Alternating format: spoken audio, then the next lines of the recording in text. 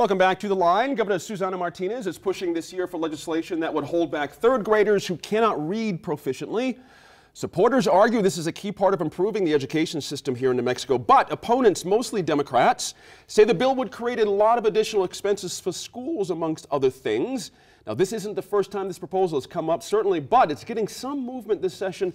Tom, we know why it's getting movement. We have Republicans, holding the House now, and we had a committee bill blasted out of committee and gone straight to the House floor, and we had some debate, and the House voted for it. Now it's on to the Senate. But let's back up a little bit and have our own debate. If they're not going to have it on the House floor, we'll have a debate here instead. There are issues with third grade retention, and we don't know yet, do we, nationally, if it either works or doesn't work, even though we have about 15 states doing this right now. Yeah, it's when you look at all the different educational initiatives that are out there, it's all about moving students forward. Right. Pre-K, right. High school programs to prepare folks for either trades or for college. This is a program that talks about, hold on, we're going to set up a certain standard for you, and if you meet that certain standard, then you can pass. If you can't, then you have to stay back. And I'm convinced that while there is probably a physical element to this, it's really more of the student element is what I think comes into play because of the potential harm. What happens, if they, hold the student back and stuff. And that's a very interesting psychological discussion that nobody has any real data on. That's right. What is the best time to hold a child back? Is it in kindergarten, to help them grow maturity, or is it third grade, or is it in fifth grade to keep them from moving on? A lot of those have been discussed, and I'm not convinced that anyone has the right answer yet. Right. But I think it's unfortunate that this issue wasn't debated on the floor of the House. And given one committee assignment, which is great. It's a 60-day session. Things are going to get backed up, especially in the Senate, and this bill will be one of them. That's right. That's right. Margaret, it's interesting when you think about, riffing off what Tom was just mentioning, there's a rush among some circles to do this. It is the panacea. A lot of folks don't need to see any more. This is the answer. But in that context, can we have a fair debate in our public consciousness here in New Mexico about this if we really don't know what the results are? That's a good question. I think the research is really conflicted, and there's a lot of research with methodology problems that's been done. So in terms of the efficacy of holding kids back in third grade, I think there's not a whole lot that we have to go on besides kind of looking what has happened in other states, which is a mixed bag.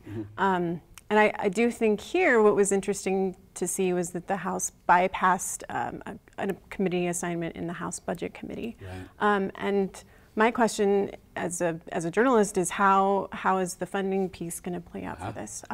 Some research that is out there that's a little more sound shows that the retention is really only effective if there's guaranteed intensive interventions that take place surrounding that child when they are held back. Right. And with the opportunity to join their classmates during the summer, that kind of a thing. Yeah. Exactly. And those kinds of interventions aren't really spelled out in this legislation. They've pointed to the PEDS Reads to Lead initiative, which is already in place. So it kind of just looks like school districts would potentially be responsible for absorbing those costs of getting those kids up to speed. So I just wonder, how is that going to play out? Where's the funding going to come in? Interesting. Mary, do you have a sense of that as well? Because this is not a new, as I read about this around other parts of the country, the idea how to pay for retain students that are being held back comes up a lot. And I haven't seen, again, a common thread about how to handle that. Do you have a sense of that? I did see, because I looked at the proposed budget, there is $23 million for K through third, in addition to the Read to Lead program, $22 million in pre-K. Is that enough? I also, something has to happen. We all know our education system needs an overhaul. And what I'm concerned about is because of previous legislatures and that level of partisanship where we couldn't even get the secretary confirmed for 4 years, combined with a very sophisticated grassroots campaign, this might pass. It may be fundable. Will the teachers who have to implement it buy in? Right now, I think not. I feel like if you're a teacher in New Mexico with a Facebook account, you really are unhappy with Santa Fe, and anything that comes from them, you are going to be resistant to. So I think in addition to the resources getting into the schools, there's got to be an effort, and I think legislators could play a huge role here, talking with those teachers in their districts about why they think this is a good idea, what some caveats are, and how this might be implemented. Shouldn't all of that have happened before we had that bill blasted out of committee? Doesn't that sound like a conversation that should have happened long before this bill was even proposed? Well, to get the public feedback and all that kind of thing?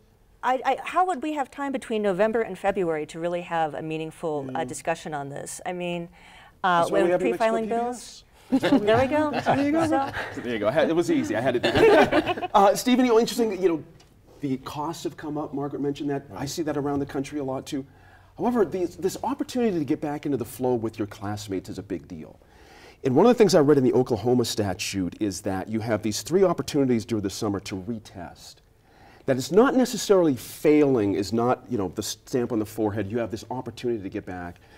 I'm waiting to see some details about how a child could claw back into par, so to speak, instead of just being permanently scarred by something that could be unnecessary. The social stigma of being held back is, it's obviously, we were all once in the 3rd grade, right? That's right. And we know what it would be like to be held back. It's so I think unbelievable. you make an excellent point there. And let me just mention that the Florida study that advocates of this point to it's based on a program that wasn't an apples to apples comparison.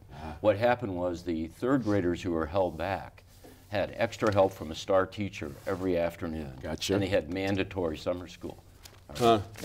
They were compared with Seriously, the group. mandatory summer school? Mandatory summer school. The kids who were not held back, they looked at the kids who just barely passed. Right. They didn't have any of this extra help. Wow. So no kidding, the kids who got the extra help tended to do a little better than the kids who didn't. Right. But even those results faded pretty much by the 8th grade. Interesting. Right. Let me just bring up one point on the funding, just one point, and that is, this is the part of the funding no one's talking about.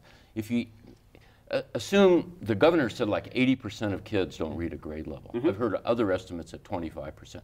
Let's just take 50%. Right. There's about 25,000 3rd graders, all right? Right. If you hold back 50% of those, that's 12,500 kids, Wow. all right? It costs about $10,000 per capita to educate a kid. That's right. That's $125 million, That's right. all right, when the program's fully implemented. All right, this is for a program that arguably doesn't work and doesn't meet the achievement gap that I talked about before, which is before kids get to the 3rd grade, before they get to kindergarten. So to me, that's what we need to address. Right. We know those programs work. The LFC says they do. That's right. That's all the time we have, by the way. Good finish. That's all the time we have this week. Join us online at NewMexicoInFocus.org for more. I'm Gene Grant. Thanks for joining us today. Now, when you visit us online at NewMexicoInFocus.org, you'll find links to information from today's broadcast. You can also watch web extra discussions with these line panelists and send us a message about the topics you'd like to see us cover in the future. As always, we appreciate your time and your effort to stay informed and engaged, and we'll see you next week in Focus.